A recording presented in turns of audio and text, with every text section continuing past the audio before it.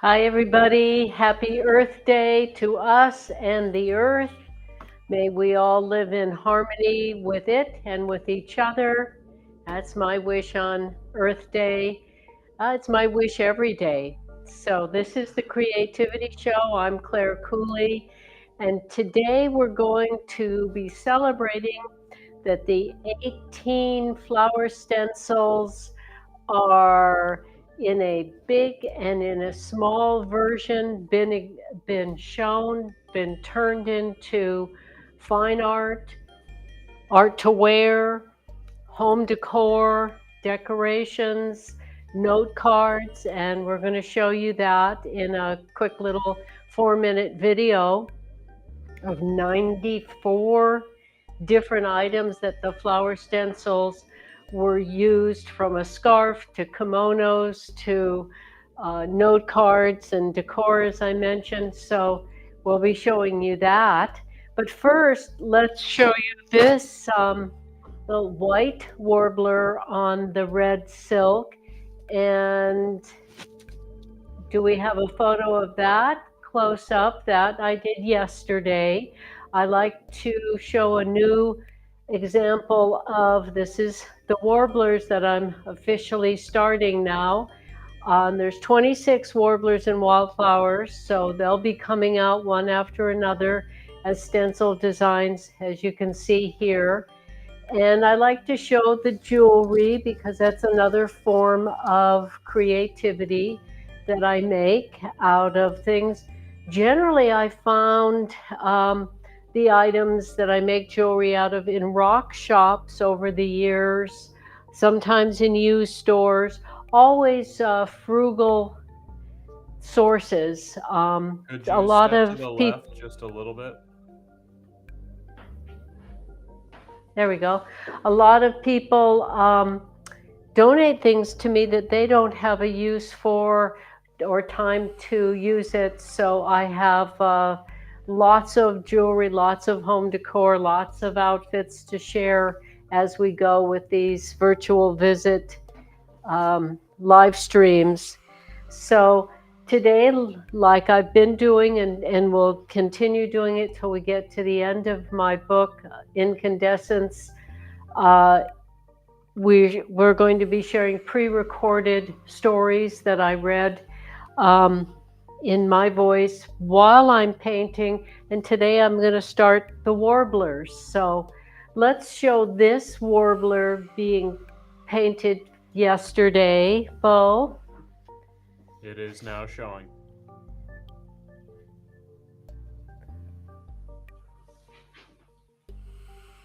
This is a time lapse of the warbler being painted.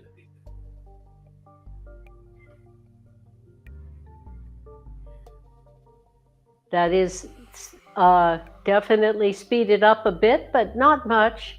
I like to call it fun, fast, frugal fashion. It can happen extremely quickly.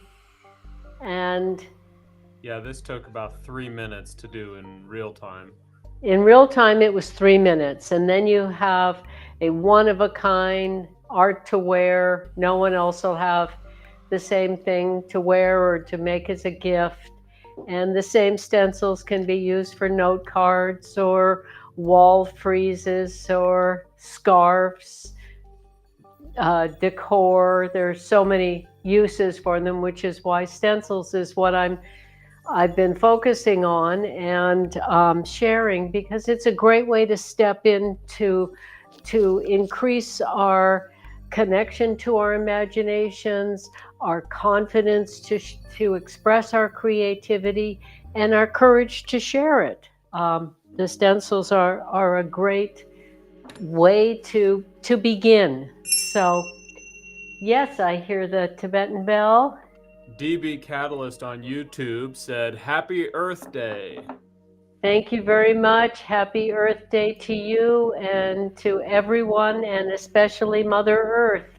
May we treasure this precious, gorgeous home we have and live in ever increasing harmony with it. Each one of us matters. None of us um, doesn't have an impact. Bodhi and I haven't been in a vehicle in years now. We walk every day, we get out in the sunlight and we see the views, but it turned into a social experiment from social distancing at the beginning of COVID.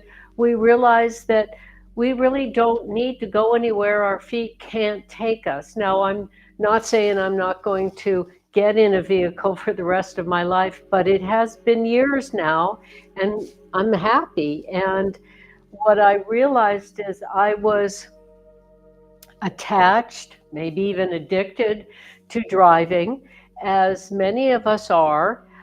We think we need it to be happy, but actually, what we need to be happy is to have loving connections and do fulfilling work and being safe and healthy.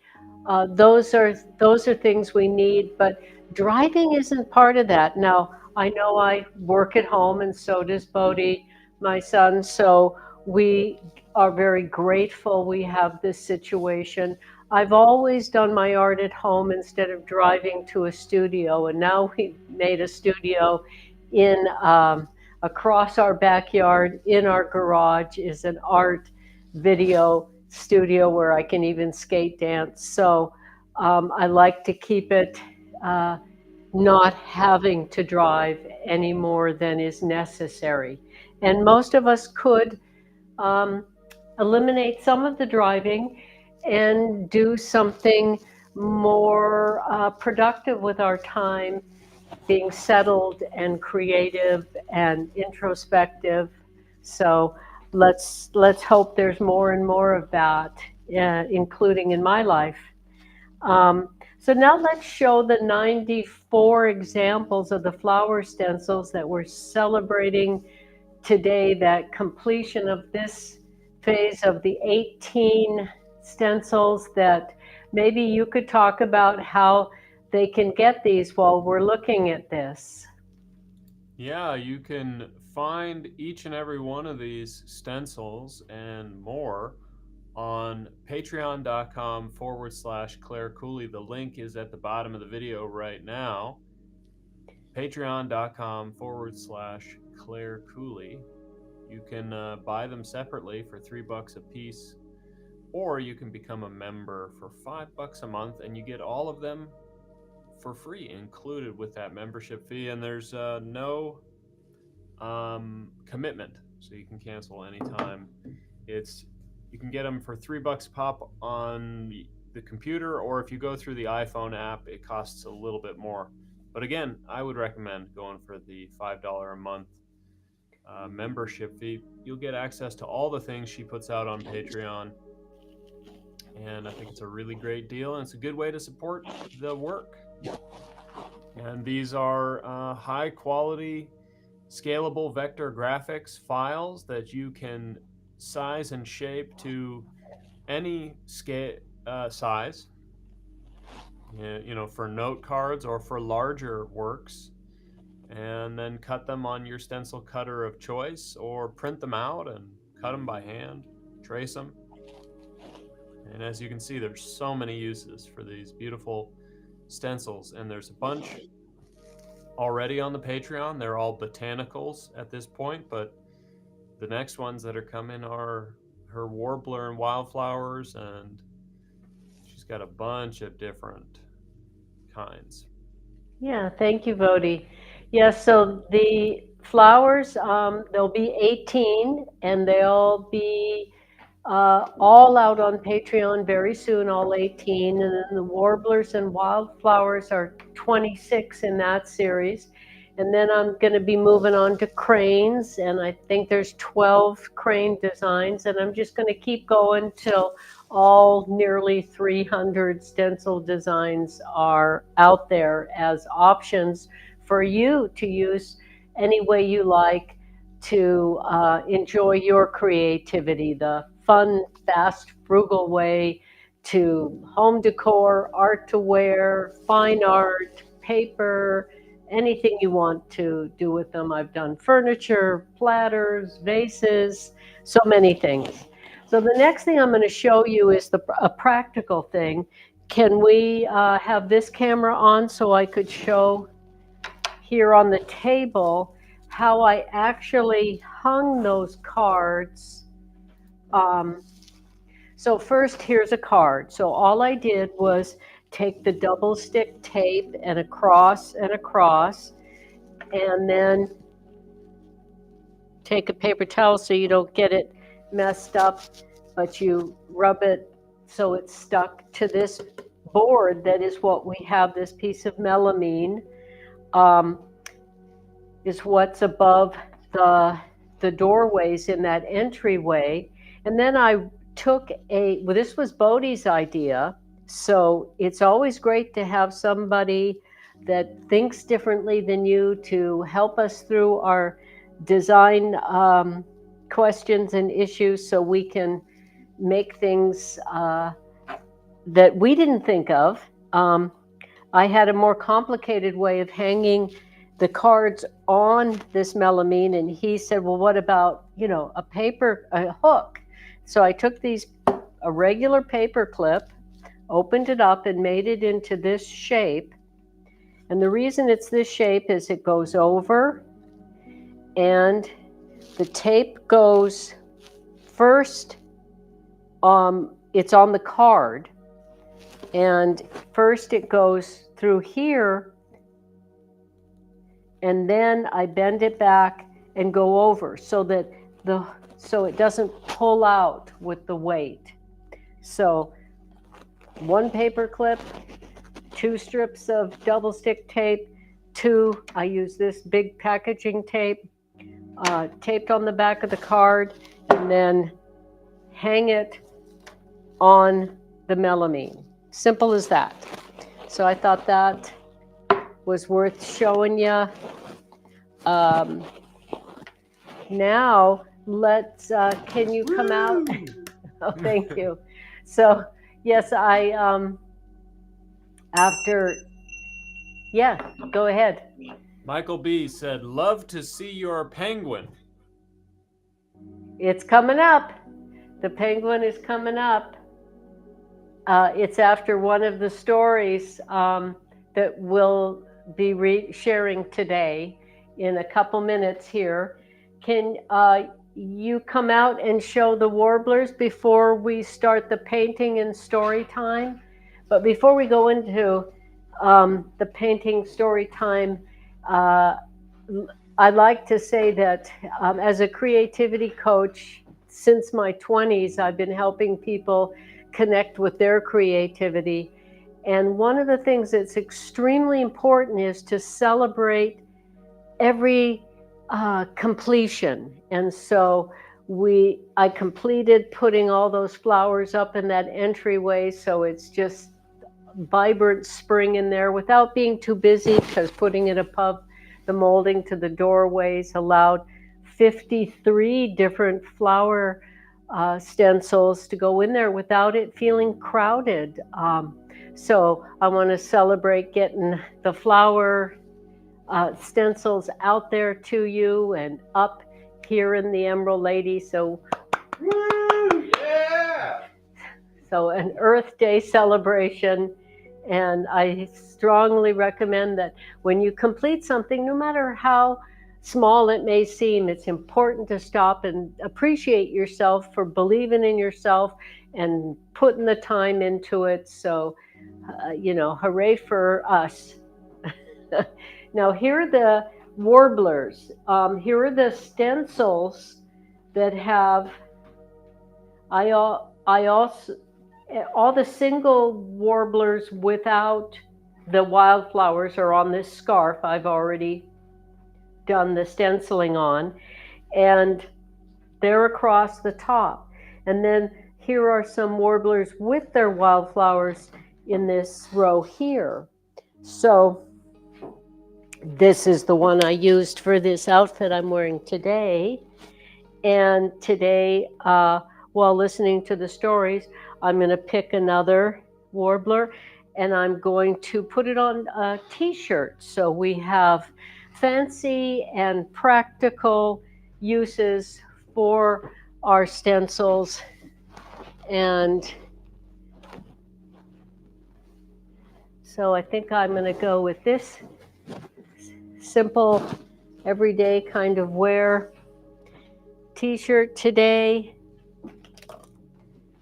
And I use this glass plate that I put tape around the edges so there's no getting cut. And I put it behind what I'm stenciling, the other side, so no paint comes through to the back of the t-shirt or onto the table. So let us start the stories, and then we'll take a break after. They're all short stories. So that's my nature is to distill. So that's what my aesthetic, what I like to do. So they will be short stories, and there's a piece of art we'll share in the book. There's 68 pieces of art. So we'll share that, the piece of art that comes after the story, as we go. All right. You want me to start the story? Yes, please.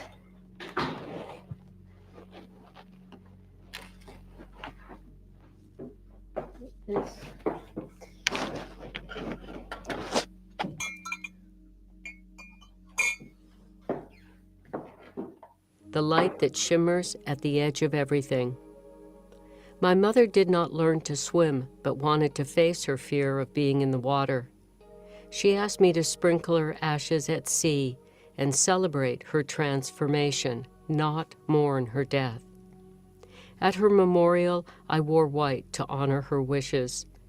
I brought baskets of fresh flowers so everyone could drop lots of color and tender blooms into the water as she would have loved. Then I poured her fine dove-gray ash onto the bed of multicolored petals. Her union meant she would evaporate and she would join rivers and lakes and flow all around us, comforting us forever. A sudden gust of wind blew, and I was covered by her ashes. I could not imagine brushing her ash off of me, so I turned and asked, "Who will brush my mother from me?" My most elderly friend, Jonathan Rice, answered, "That will take a lifetime." When we toasted her liberation with a glass of champagne, as she asked me to do, a salmon jumped off the bow. Filled with the sweetness of her freedom, my own loss was eased. Watching the roses, irises, and daisies bounce on the gentle sea, I felt her buoyancy, and my heaviness dissolved. Watching the flowers bounce on the gentle sea, I felt her ever-present steady love, unrelenting forgiveness, and free-flowing joy. I did not know death could be so sweet. I had not imagined the powerful loveliness that fills everything as death moves a loved one out of view. Life came so much closer when her body got further away. Color became more vivid. The stars came nearer. Every rustle of a leaf became a song. Tenderness filled everything, and clarity replaced confusion. I had not anticipated the great beauty that informed everything as death moved my mother out of my earthly reach. Mother, you are what a mother is supposed to be: unconditional love, wisdom, kindness, playfulness, forgiveness, guidance, understanding, patience, and compassion. I have been so blessed you are my mother, giving me everything I need. You will always be my ally. Teaching me giving is receiving. Thank you for being as proud of my accomplishments as you were your own, and for living what you believed. Thank you for leaving me surrounded by your love. You will never be forgotten. I will try to pass on to others what you gave me, a safe place. Your legacy of love will continue forever as I pass it on to others who will pass it on to others. This is immortality, paradise, life after death. Thank you for showing me my light, for encouraging me to let it shine and to find the courage to share it with others. Thank you for the note asking, "Did you know you have inner incandescence, dear? May I shine even the smallest amount of your beautiful brilliance. When you were alive, dear Mother, I only heard your voice when you spoke. Now I hear your voice anytime I listen. I used to only see you when you were there. Now you are the light that shimmers at the edge of everything."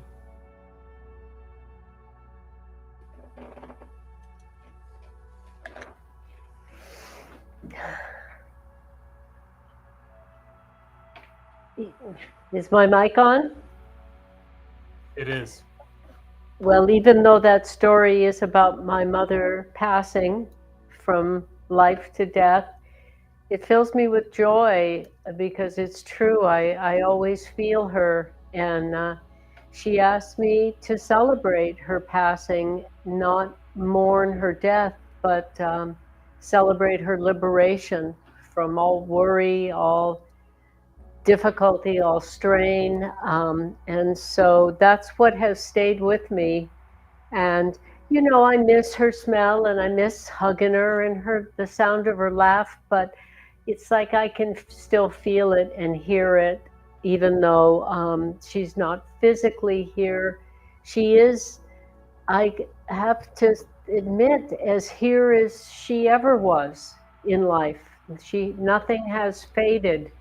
Nothing has become less beautiful about her and feeling her, thinking about her. So I hope everyone can have that experience with their loved ones passing, and instead of feel loss, pass through the loss and feel the connection that never goes away. Yes. DB Catalyst on YouTube. Beautiful story. Your art is a celebration of life. Thank you very much. And on this, thank you very much for saying that. And I've always been comforted by nature. It is all of our home. Nature is our home. We are nature. We are part of it. And it is what nurtured us into existence and will transform us into whatever's next. It's my muse, and here I am doing warblers and wildflowers, and let's share the piece of art that comes after that story. Which one? I'm not sure of the order, but I picked these out to show them. Was it the penguin? Okay, I could open the book and look, but we'll just share the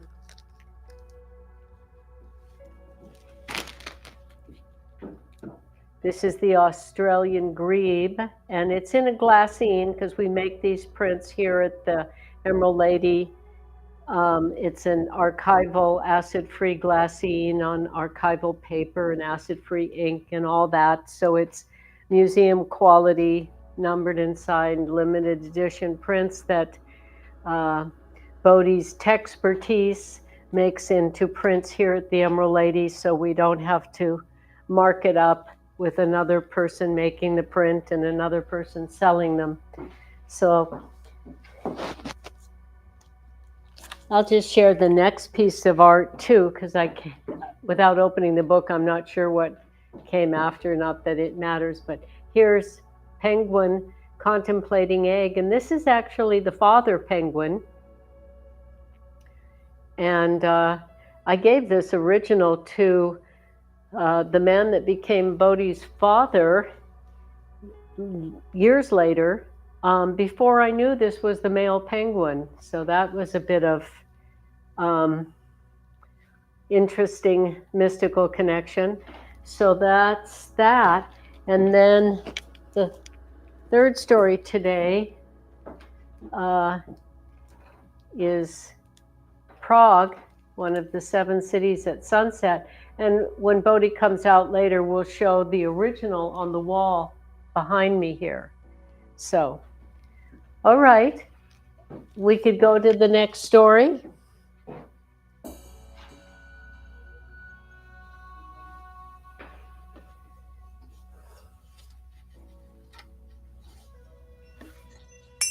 Yes.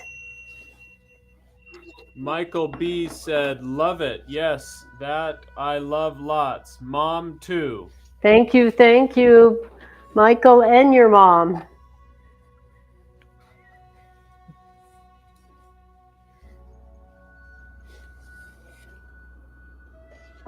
Okay.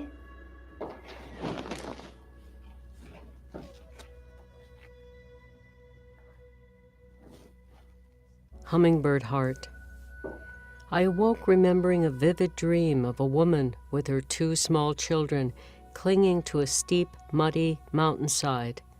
The children held on desperately as the waterlogged earth slipped away beneath them. The woman had no expression on her face.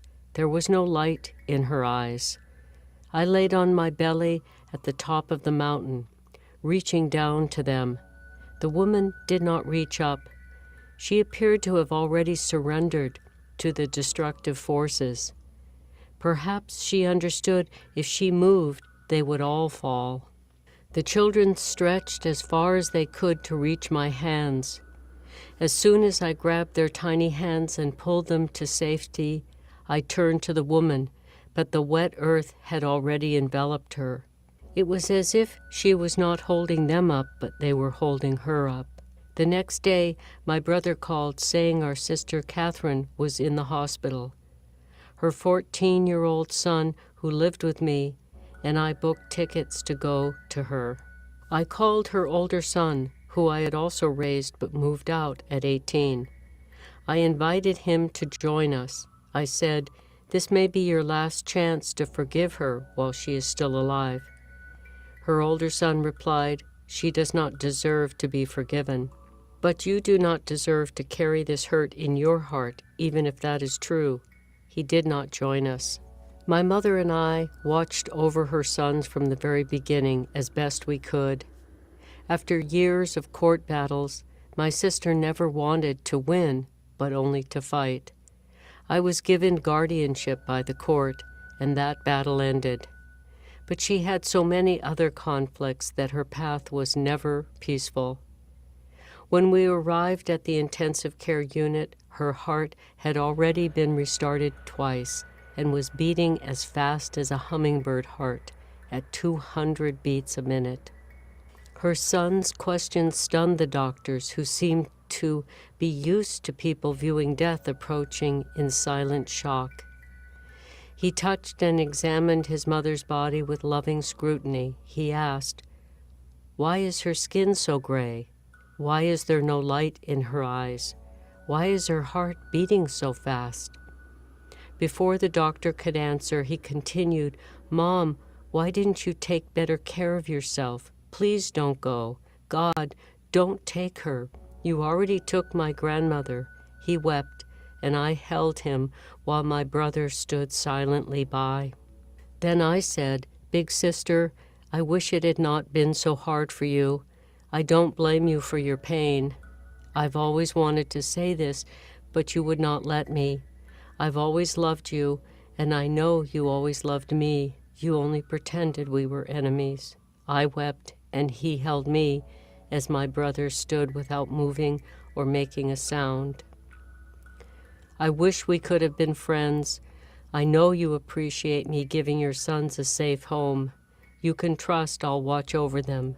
They are good and kind, and they are gifts you brought into this world. Thank you." My nephew wept, and we held each other. My sister's chest rose and dropped to the rhythm of the machine, air being drawn into her lungs, born from her will to live. It was simply mechanical. It was clear it was not her life pulsing in her veins. She'd already become part of something mysterious. Her body lay without her spirit in it. It was unnatural, forcing her unwilling body to live. It felt wrong, so I said what no one wanted to say, which had often been my place in the family. She is not here anymore. Let her go. Let her be at peace now. The doctors agreed and explained the drug was what was keeping her heart beating. They said the drug was so powerful it could keep even a heart disconnected from a body beating. They suggested stopping the drug and letting her heart come to a natural stop. My brother agreed with one silent nod.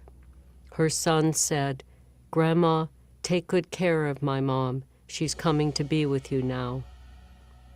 We watched the machine mark her fading pulse as her heart gradually surrendered for the third and final time. We emptied everything left in our hearts as my brother's silence remained unbroken. "Goodbye, Mom. Be at peace now." I said, "Finally, you can be the big sister you always wanted to be and watch over us all." Her son and I wrapped up in the warmth of each other's arms like small creatures facing the cold. "Mom, even though you could not always show it, I know you always loved me, and I loved you always too." I said, "Thank you for not being easy on me. It made me stronger. No, your suffering was not in vain. Your torment inspired my quest for peace. We all learned so much from you.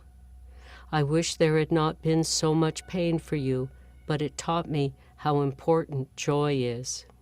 Our tears synchronized with her diminishing heartbeat. As her life faded away, so did our fear and resentment. I felt as if my big sister was watching. I wondered if seeing her body so ravaged by the relentless storms of her life would be difficult or no longer mattered. Would it be hard for her to see her body like a discarded vessel tossed ashore, battered and broken? I felt she accepted everything now. I sensed her viewing the scene with forgiveness. This made the hospital, drugs, machines, and strangers all transform into something beautiful.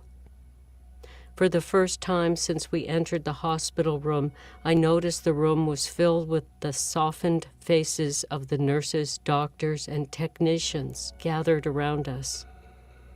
This place, where so many passed from life to death, must have witnessed so much transformation. I could see they were moved by what was taking place.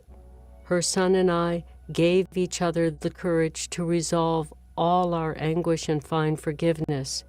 We held each other, which gave us the strength to face all that was unresolved and the grief and arrive at serenity.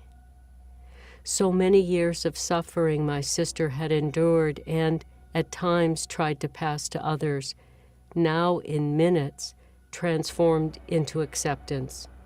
So much confusion turned into compassion. In those moments, all the torment evaporated, and nothing but love remained.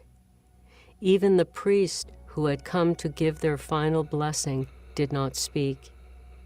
The only noise was the machine making its final piercing sound.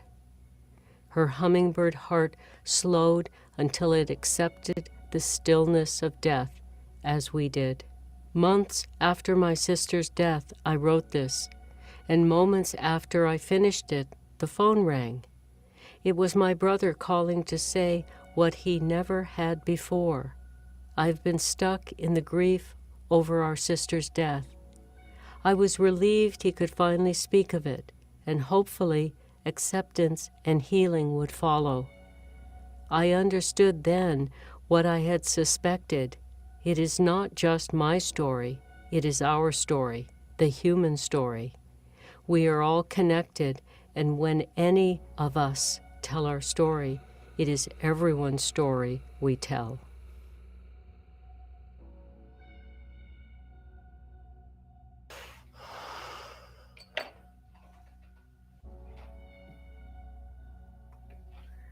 That story was the very first story I ever wrote when I was invited to join Lev Coutier's writing workshop. And I said to myself, just write what's in your heart. Don't try to find a good piece of writing to share. Just let something pour. And that's what poured out. And I went to the workshop and read it. And part of me hoped that I didn't have a writer's natural way, that somebody else could write my life stories, which I had committed to sharing because people told me they helped them and they would help others. Because, part of me didn't want to do all that work of write all these stories and feel all this stuff again. But part of me was greatly gratified when Lev said, you have what every writer wants, your own voice. What every writer needs, your own voice. And when I looked around the room and I saw the other women had, most of them, if not all of them, had teared up. Some were weeping. I realized I got out of the way of the story and just told it. And that's what I hope you can do with your stories. We all have stories that can help others. I chose the collection of stories for Incandescence, my memoir. There are moments that I believe expanded my view, epiphanies, times I learned something that is universal, that can help others. Those were the stories I chose to share in my book, but we all have them.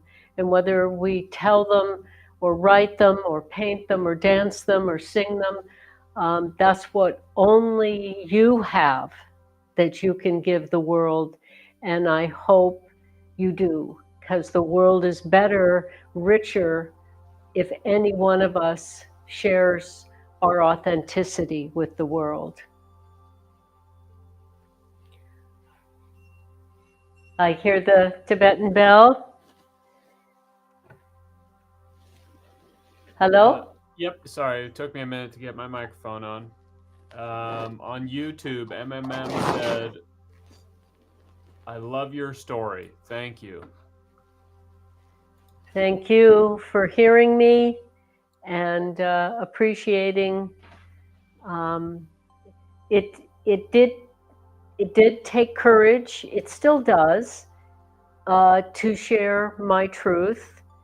We're in a world where there's a lot of falseness, and we're in a world where there's sexism, elitism, ageism, racism, all kinds of broken world rules. And so it's hard to step up and share ourselves, especially as women, especially as mature women, because we're taught, and has the female prime minister of Australia, Julie, whose last name I've forgotten again, said the UN did a global study on women who are confident are often maligned, and men who are confident are appreciated. So that's, self-organizing sexism is women aren't supposed to speak up and share. But I don't follow the broken world rules. I follow the rules in my heart that say we all have something beautiful, meaningful to share. So let's share it and help the world. All right, shall we go for the third story? Yep, I'll start it now.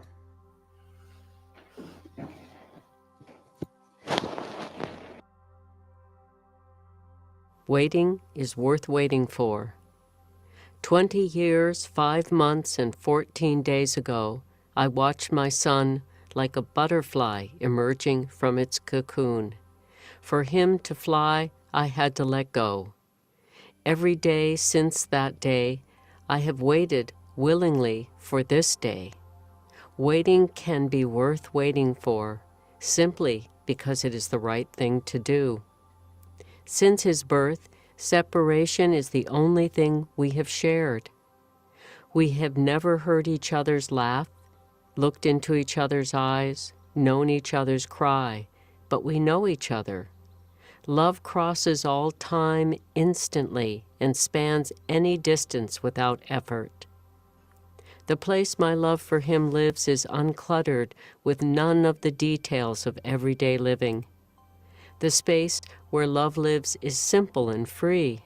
There, all things are reduced to their essence, the way death makes all but love insignificant. For inexplicable reasons, I knew it was time to find him. I felt it without doubt that all the time waiting was worth waiting for, and this was the moment. I went to a search person who found his name the same day. I went home and found his phone number, and I called immediately. When I heard what I felt certain was his voice, I hung up without saying anything. I felt it was the right time for me to find him, but not the right time to reach out to him. I waited another 7 months, wanting to call every day, but I knew it was not the time for him. I spoke to many people who had adopted or been adopted, but no one who had given up a child for adoption shared their experience with me. Everyone had a different opinion, and everyone believed their opinion was correct. They all offered advice like, let someone else call him, have a lawyer write him, go knock on his door, write a letter, call his parents, tell him not to tell his parents, don't contact him at all. One man in his 80s who had adopted a son and was adopted himself was the only one who said, your patience will be rewarded. I felt everyone's approach could be right for some situations, but this was me, my son, and his parents. I listened to everyone but knew I would not do anything until it felt right in my heart and head. What would I say to my son? Is there anything but the truth? Would I start by telling him I gave him away because I loved him, not because I didn't? How would I tell him his father was a man who raped me, creating his life with no regard for either of us? How could I tell him life is strange, sometimes unfair and cruel? Violence can be indiscriminate. Anything can happen, and sooner or later everything will. How could I expect him to believe I've always loved him when he has not heard from me? I woke from a nap and knew it was time. I got his phone number. It had been sitting in a little box on top of my desk since the day I got it. I got a glass of water, a handkerchief, and sat down, deep breathing before I dialed. As the phone rang, my life passed before me, as they say it does just before death. I felt everything I had endured prepared me for this moment. A young man answered. I asked if he was the first, middle, and unusual last name the hospital records led to. Yes, he replied. Are you somewhere we can have a confidential conversation? Yes. Do you know you're adopted? He said yes. Well, I paused for a moment, perhaps taking the deepest breath, continued, I am your birth mother. It is great to hear from you, he said with boyish enthusiasm. I have had your number for 7 months. I don't know why it felt right to call you today. Because the timing is perfect. Why? I asked. My father and I decided last night to find you. We both felt a serene silence for a while. In those quiet moments, I felt all the time and distance between us was an illusion, and we had always been together. We were connected by the primal wound we shared, a child and mother separated. We were strangers who knew each other intimately. We had never seen each other, but we had also not really been apart. Life is so full of paradoxes. Not knowing what each other looked or smelled like was minuscule compared to the understanding we had of one another. This was my son. I am his mother. We shared the same body for 9 months. We both came from my mother and her mother before her. What we have shared was huge, and the details of what we hadn't seemed small in comparison. We recognize ourselves in one another. He spoke of his dreams and feeling of being in the eye of a hurricane, as I have often described my childhood. He told me about writing poetry, drawing, and loving to move, and I told him I loved doing all those things. I told him that I hung up without speaking when I called 7 months earlier because it did not feel like the right time for him. You were right. It was not the right time. An accident, and I had temporary brain damage, which just healed, so this is the perfect time. Everything extraneous fell away. I felt so grateful I trusted my instincts and waited until the time felt correct for him. I felt a mysterious assistance. All my fear and doubt evaporated like steam off a hot summer pond. I felt a deeper peace. We were strangers who had once resided within the same body. I felt the tranquility of a mother watching over her peacefully sleeping child. Finally, I did not have to trust my child was all right. I could hear it from him as he said, "The empty place in me has been filled." I felt the same, and finally I got to wish my son sweet dreams, and we both slept peacefully that night.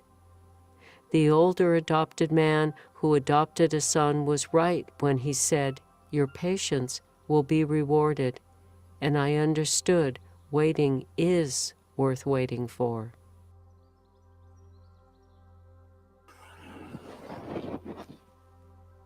Okay, your mic is back on. Well, as those of you who might be new to me and my story, that was my first son. That was when I was 16, and Bodhi is my second son. I've also raised my 2 nephews in between, so nobody's confused. And my first son and I speak regularly. We live on other sides of the country from each other now, but we've been in each other's life consistently ever since that first phone call. And he is, it was a wrathful blessing. The way he was conceived, of course, was traumatic and difficult, but he is a blessing. And so even the hardest things can be beautiful. How's our time? Do we have time for one more story? I hear the bell. It is 12:49, and there's a comment that says, from MMM on YouTube, "You have great story titles. How do you choose the titles?" Thank you. My process, everyone has their own, but my process when I choose a story to share, to write, it's because it was something that I learned, something I think is important universally, not just for me, but could be universally important for others, an epiphany, a broadening of my perspective, deepening of my understanding. And so the next thing I do is try to distill it to a title that represents the whole story in as few words as possible, which is what a title is. And then I feel like I'm ready to do the next step, which is outline the moments that tell that story leaving out everything that's extraneous. And then I just try to get out of the way and tell it, not try to be clever in my writing or use big words or be impressive, or just tell the story. So that's my process. And the title comes first, and then I know I'm ready to write it. All right. I think this second one, which is also is important to read next now. So let's go for it. Alrighty, it's gonna start in a second.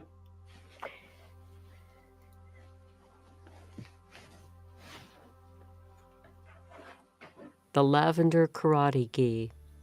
As they carried my newborn out of the delivery room, I knew I would not see him learn to crawl, speak, walk, throw a ball, or ride a bike.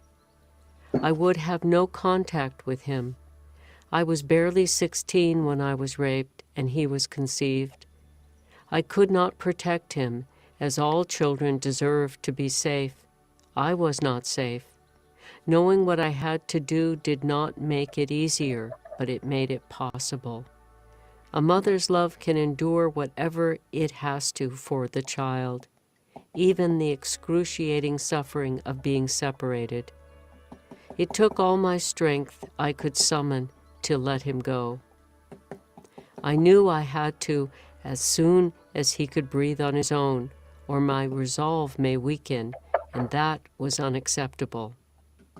My mother did not tell me for years that she held him after he was born. I did not want her to have to bear the pain of separation with me, so I told her she should not put herself through that. She always did what she thought was right, which I admired, and I was grateful she was stronger than me. Knowing it would help him to be held and hear he was loved, immediately she rose above selfish suffering to selfless serenity. And she did not tell me, so I would not worry about her.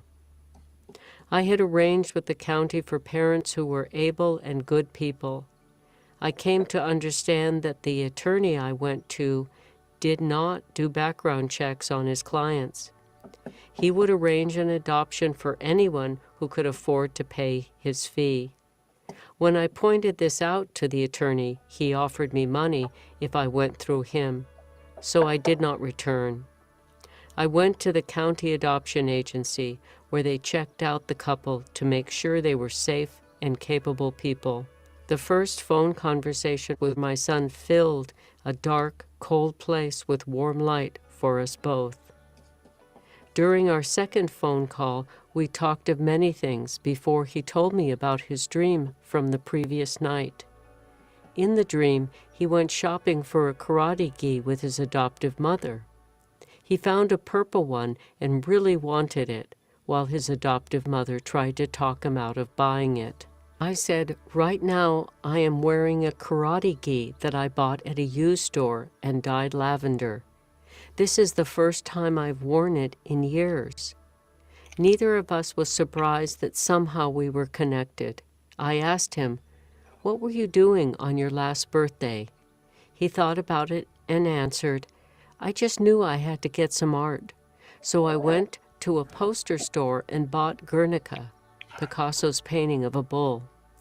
I responded, "I was traveling in the desert with my family, and I woke up from a nap saying, 'Where is my bull? I know I'm supposed to see a bull, and this is the last day. Where is he?' Just then, our vehicle got to the top of a rise where we could see ahead of us for miles and miles, and ahead was one tree with a bull sitting under it. I yelled out, 'There he is!' We stopped next to him and spun the wheels, shooting out pebbles to get him to stand up so I could take a picture. I carved the calico-colored bull into a ceramic vase that stands in my kitchen. I also saw a flock of cranes overhead on that birthday of yours. I celebrate your birthday every year." He said, "I always felt it, thanks. Whatever you want to do next, I trust you." He said with surprise in his voice, "You do?" Yes, I do. My dad wants to talk to you, but my mom will not ever be ready. His dad got on the phone and said his wife was not able to talk but wanted to listen on the other line. That's fine. I waited until your son was 20, so no one was confused about who his parents are. You two are his parents. I appreciate you both from the bottom of my heart, truly. I gave up the right to parent him, but I did not give up the right to love him. I called to tell him that I let him be adopted because I love him, not because I do not. At that point, I could hear his adoptive mother crying on the other end of the line, and then she said, I've always wanted to hate you, but I can't because you're too kind. But did you have to be so interesting? Trying to comfort her, I said I used to be a janitor, realizing later it just made me more interesting. After his parents got off the phone, my son and I agreed it was time to see each other. With the blessing of his parents, I flew down the next day. He suggested we meet at the South Coast Plaza by the carousel. As I entered, I saw my son across the vast space. I recognized him immediately, even though I had not seen him since his birth, and the only photo the adoption agency sent me was when he was an infant. We walked across the plaza to one another and held each other for the first time. Neither of us wanted to let go. Perhaps we never would have if the desire to look into one another's eyes had not been so strong. We understood at that moment that not a day had passed without being in each other's lives. Our love had connected us. Knowing each other passed through time and distance unaltered. Love cannot be contained. It is without form and cannot be halted by anything physical. It passes through all obstacles without hesitation and travels through time and over any distance, unaffected by worldly realities. Love exists of itself and for itself. I believe it may be the most potent force in the universe. It offered us hope during those times when a mother and child who had been separated have nothing else but their love that cannot be extinguished. Without knowing any of his details, I knew him. His life was unfamiliar, but I knew his essence. I comprehended him without knowing any of the particulars of his day-to-day life. As we spoke, I saw myself in his deep, stormy eyes. His eyes were lit from the inside, as people have said of mine. I suggested we go outside of the mall to be under the stars. I felt that even the enormously high ceilings in the mall could not contain the expanse of our feelings. We talked about many things, and finally I asked, "What do you know about your father?" He answered that the adoption agency sent him one letter, and it said his mother was an artist, and his father was a college student, and they were too young to raise a child. Then he added, "But I knew it was not true." "What did you think was true?" I asked. He answered,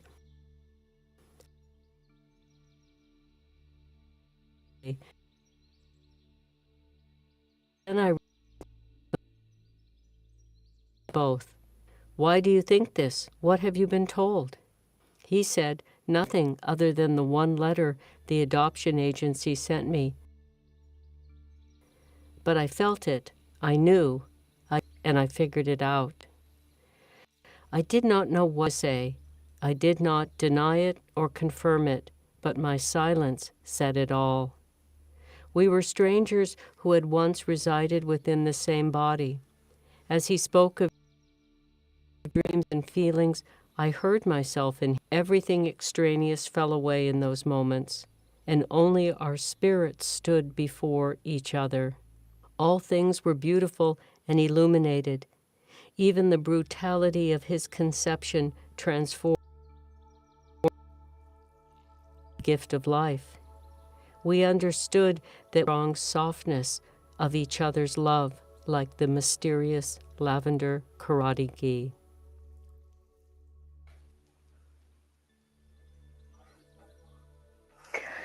Our apologies for the glitchiness of the recording.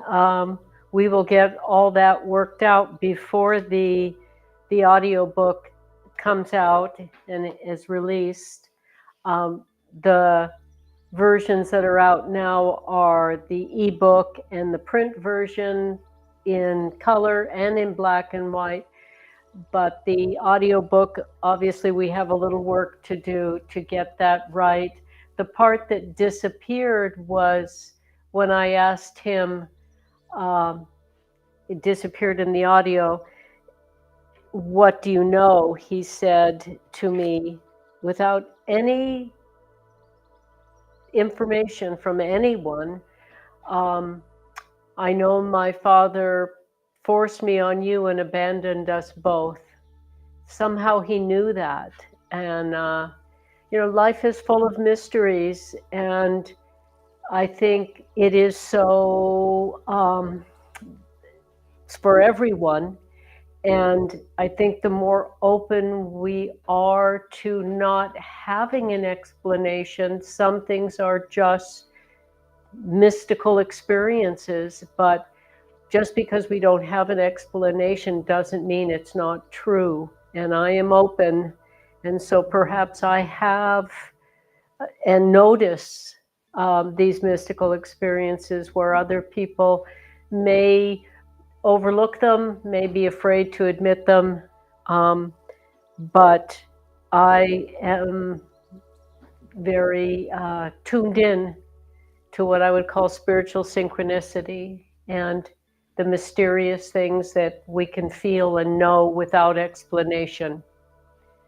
So thank you both for your help. And I wanted to say on Earth Day, thank you, Earth, for being my home, our home. Thank you, nature, for being my muse, my place of sanctuary. And may I ever live, strive to ever live in greater harmony with nature, to use less, appreciate more, live a ecological life, economical life. Yes, I heard the bell. On YouTube, MMM said, "Thanks, Claire." Thank you. Thank you so much. And thanks for being here. And thank you for your help, Bodhi. And happy Earth Day to everybody.